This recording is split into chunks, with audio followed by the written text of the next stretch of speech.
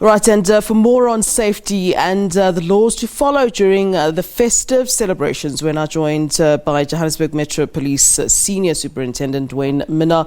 Superintendent, it's always a pleasure to have you here with us on SABC. Thank you very much for joining us. Good morning, thank you. Well, as a start, how busy have you really been this festive season? I mean, we were just chatting off air about all the events taking place throughout the December holidays, and Yes. I'm sure it's been keeping you quite a bit busy.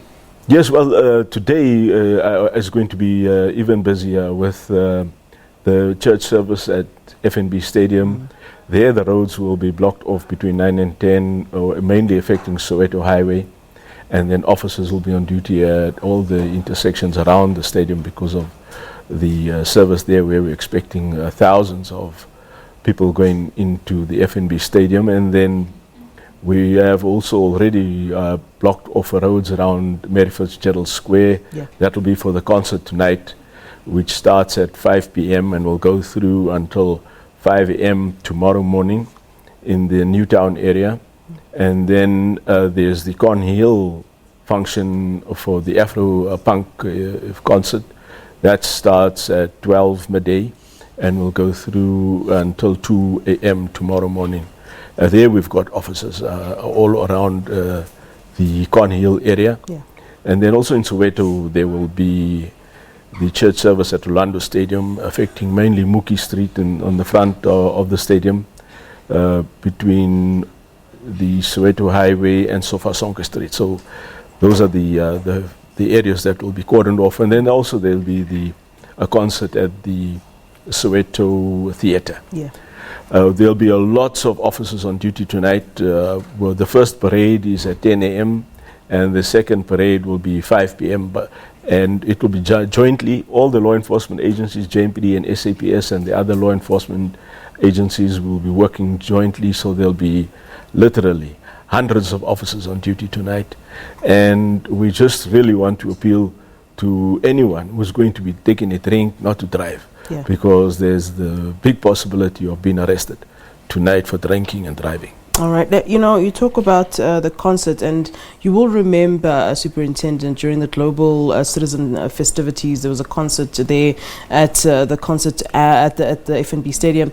And quite a few people were robbed, and some of their possessions taken, cell phones and so forth. And there were a lot of complaints about the fact that police were not helping, they were not vigilant, they were not really there to help. And there was a big group of men that had come, particularly to come and rob people during that festival. And when there's a concert, people aren't necessarily aware, they're jovial. The last thing one is expecting is to be robbed. Are the police at this time, is JMPD prepared for that? And is there a lesson that was learned from that Global Citizen concert? Because there were a lot of people who complained about the crime that particular night after the concert. We have learned from that particular incident, and tonight there will be officers, particularly at the drop-off zones, and where people will be picked up to be extra vigilant and to monitor those areas. And our concern also tonight is Mary Fitzgerald Square, the concert, because we have had incidents there last year. So what we're going to be doing this year differently is having officers in undercover uniform. Oh, great. So they'll be undercover to be able to go in and mingle with the crowds, literally, so that we can nab the suspects a lot quicker. If we do see a suspicious behavior or a crime happening, for officers just to act quicker to be able to arrest the suspects.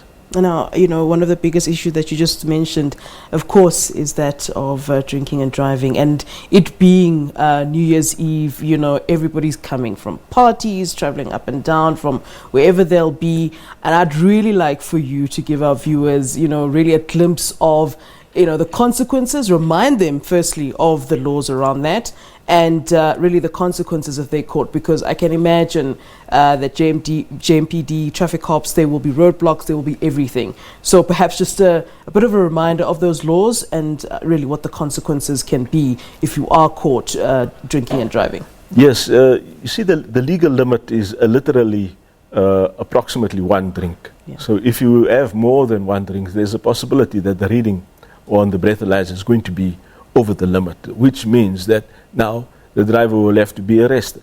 Then they get taken into an alcohol evidence center where they are tested on the EBAT breathalyzer, which gives a printout of the reading, and that reading is then attached to the docket where the person is arrested at the police station and then forwarded to the courts. So the process is, after you've blown and it's over the limit, you get arrested. You get placed in a police cell, and then only hours later you may be given bail. What's the actual procedure? I mean, we've all, been in those roadblocks. We've all had to have been tested and things like that at those roadblocks. What is the actual procedure? Because you'll see, motorists are fighting and arguing with traffic cops and police officers. Maybe if you can just give us the clear rules and what's actually supposed to happen as soon as you're stopped at a roadblock and there is some kind of a suspicion that perhaps you have been drinking. You see, because we know in some areas there are no EBAT breathalyzer, then the person is taken to a nursing sister for a blood sample to be taken. But one thing is for sure, is that after you've been arrested for drunken driving, you are placed in a police cell. And there your case is then processed, and only hours later, sometimes it's longer than 3 hours, that you can apply for bail, and then you are given a date to appear in court. But the arrest process, it's the same for everyone, because you are treated as a criminal. It's viewed as a criminal offense, drinking and driving. It's a very serious offense. And then you've still got a record also. It's viewed as a criminal record.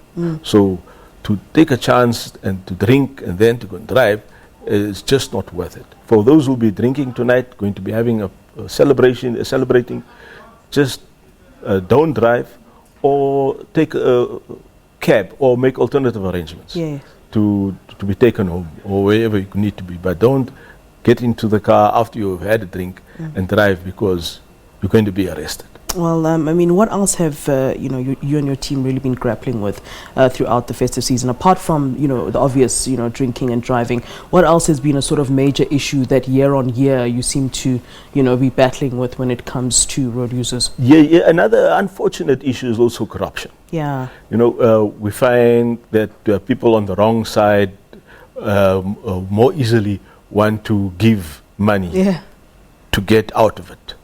So really, we want to send a strong message to those who will be giving and those receiving, that there will be consequences, that both can be charged and appear before a court for corruption.